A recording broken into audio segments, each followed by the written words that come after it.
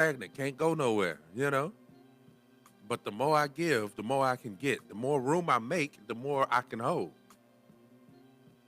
Somebody said, well, then you're always losing. No, no, no. You don't understand. I'm always gaining.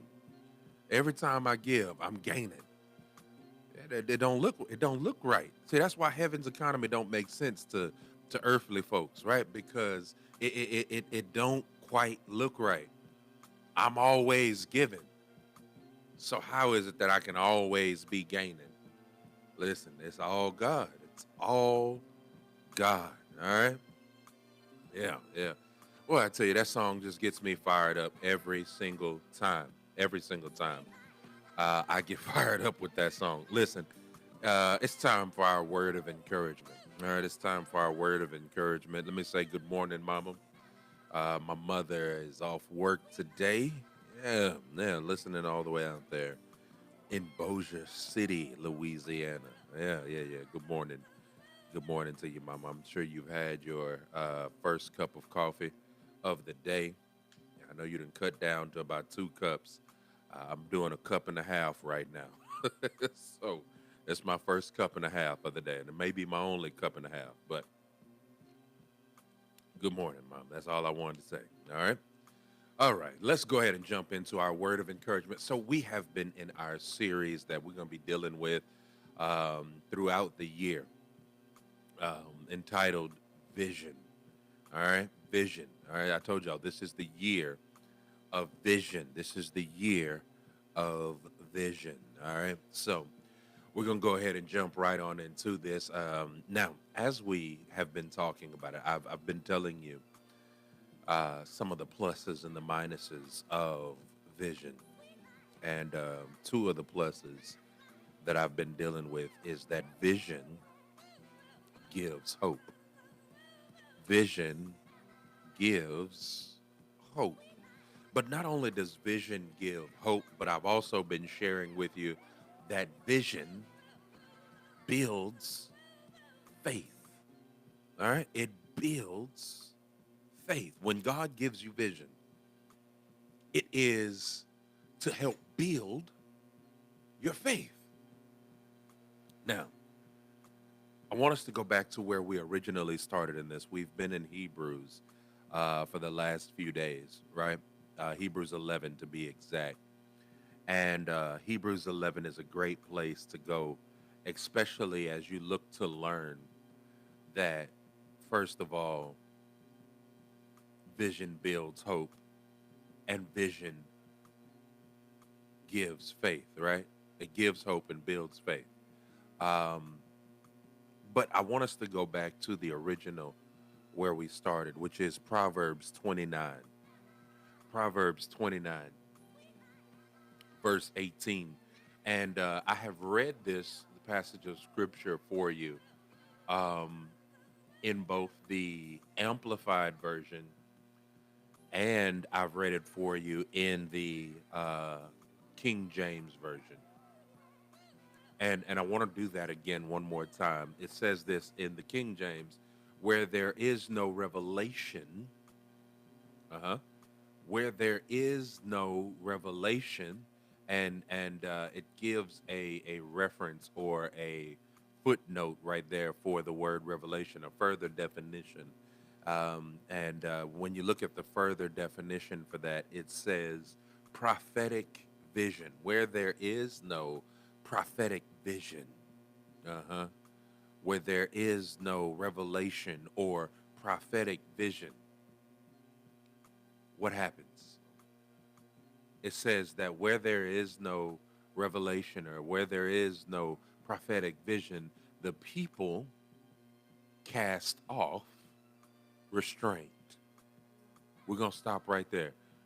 And I'm going to read that for you one more time. Where there is no vision, where there is no revelation, where there is no prophetic vision, the people cast off restraint. That's in the New King James Version. The Amplified reads it this way: where there is no vision, no revelation of God and his word, the people are unrestrained. I want to dive right there. My subject for today is vision promotes discipline. Vision promotes discipline. So many times, one of the problems and the reasons that many people don't follow through with visions, one of the reasons why so many people don't do all of the visions or all the things that God has set before them is because they like or they love to live the unrestrained life. They like or they love to just be able to go to bed when they want to go to bed, wake up whatever time they choose to wake up. All right. And they like that free kind of lifestyle. But when you get a vision, my God, see what vision does, and this is another point or note that we'll deal with within this, is that vision causes you, well, let me say it a better way, not causes you, but vision calls for accountability. Uh-huh.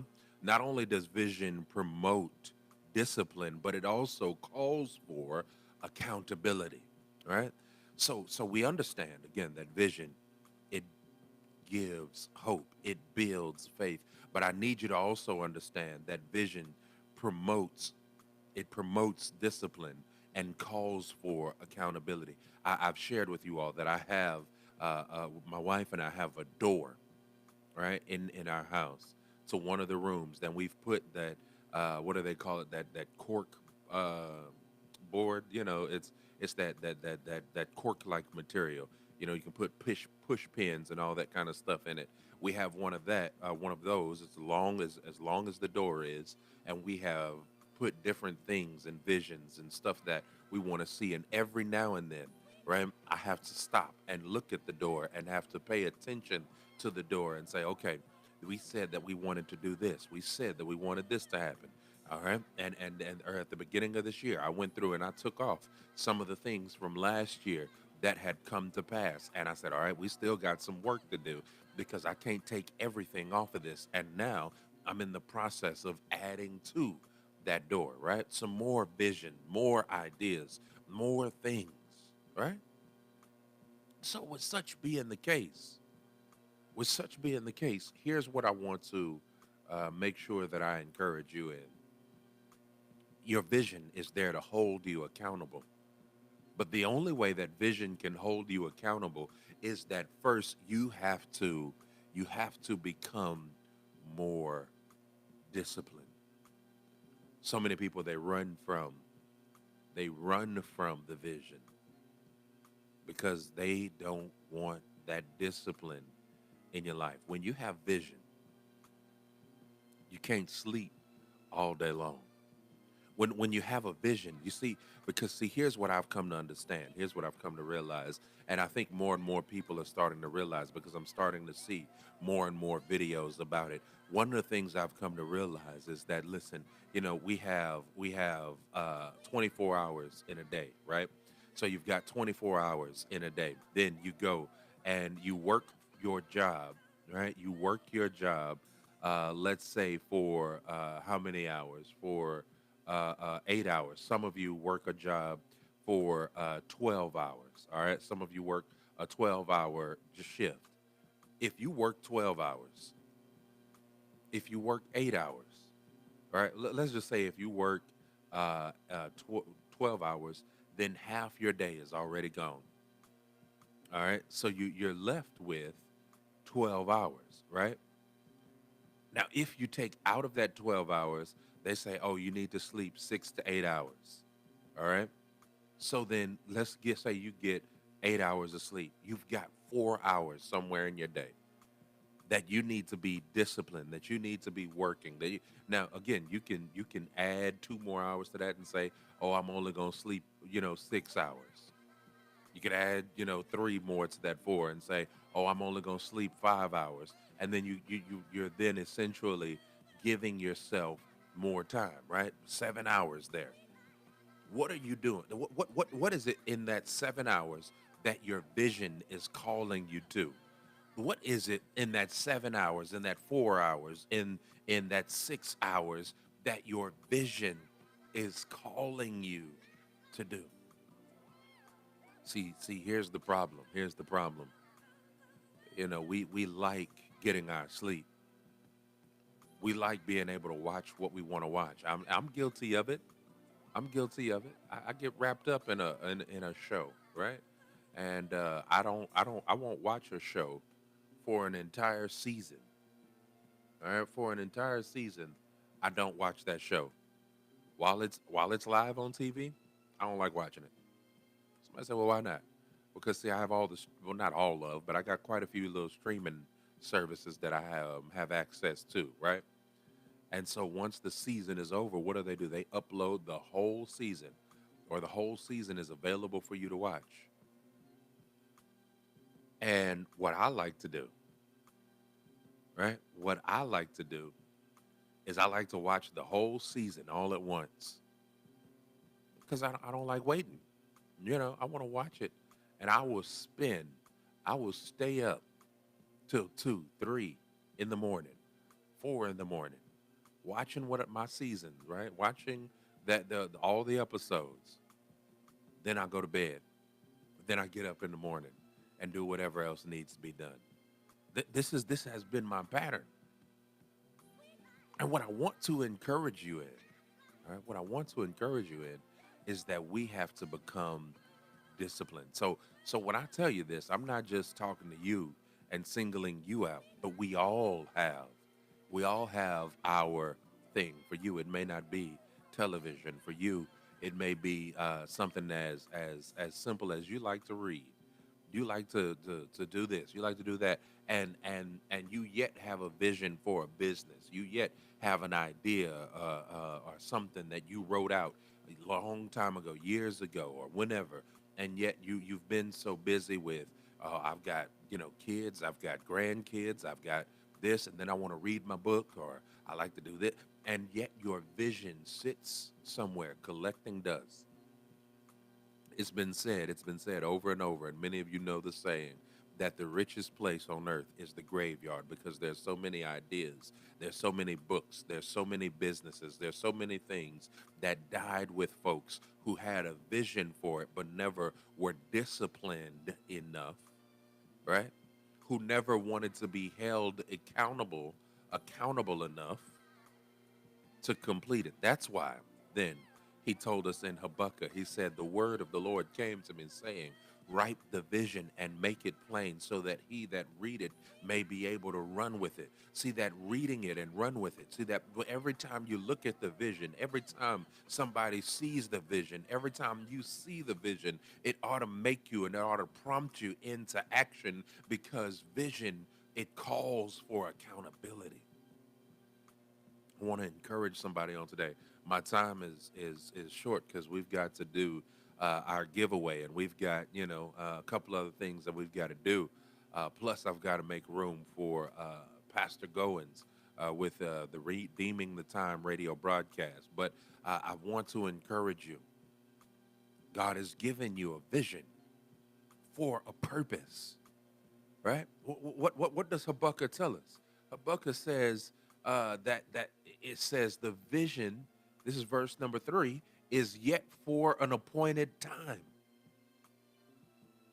But here's the thing: so many times we miss the time that it is appointed for. So many times we miss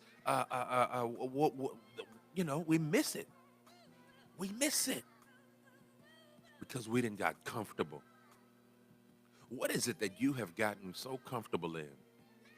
What is the mess? What is the issue? What is the thing that you have gotten so comfortable in that you won't do what it is that God has called you to do? What is it that God is calling you out of? Right? He's saying, come out of that. Come out of that. Stop. You're relying on that too much. You're stuck in that. I'm calling you deeper. I'm calling you deeper. What is it? What is it that my God, that my Father, right, is calling you into, and yet you can't seem to be bothered to let go? right? You can't be bothered to come out of your sleep, out of your slumber. You can't be bothered to, you know, what is it? What is it?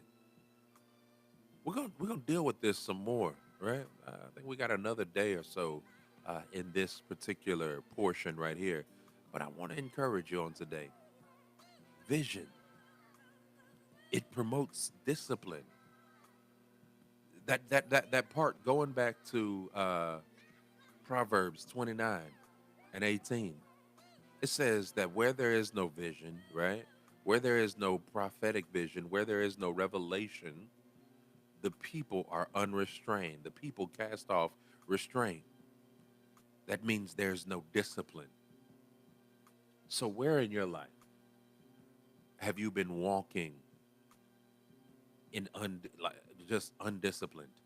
Where in your life have you been just going and moving and you hadn't done any of the things that God has placed before you to do? What is it that's got you stuck? You know, for years and years and years and years, T.D. Jakes preached and had the Woman Thou Art Loosed conference. Let me ask you, not just woman, but man, what is it that's holding you back? What is it that's holding you bound? Ephesians 5, I think it is, says, "Be ye not entangled again with the yoke of bondage, the weight that holds you back, that is hindering you."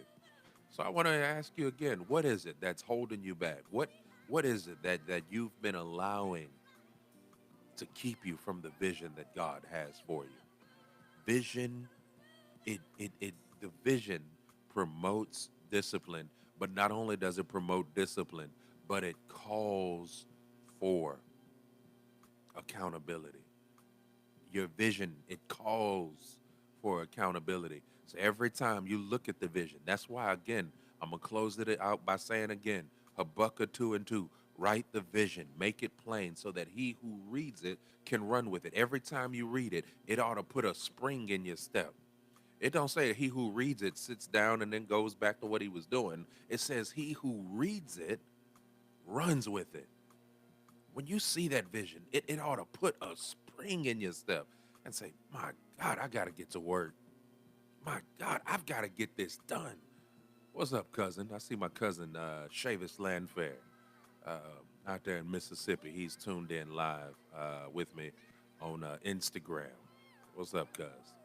I want to encourage you. I want to encourage you. You've got to get that vision. Write it down, make it plain, put the different steps in place. And as you put the different steps in place, go back and look over it, go back and read it, go back, just keep on because it's going to bring you to a place where you'll become more disciplined.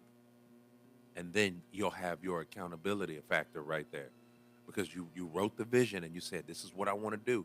And here's the thing that I love to do every now and then that challenges me. I put a date beside it.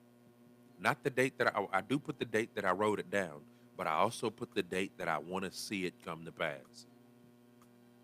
And then, I go from there. One of the stories I love to look at, Jim Carrey, when he was just starting out and leaving home, he wrote himself a check for $1 million, right? He wrote himself a check for $1 million. And he said, I'm one day I'm going to be able to cash this check.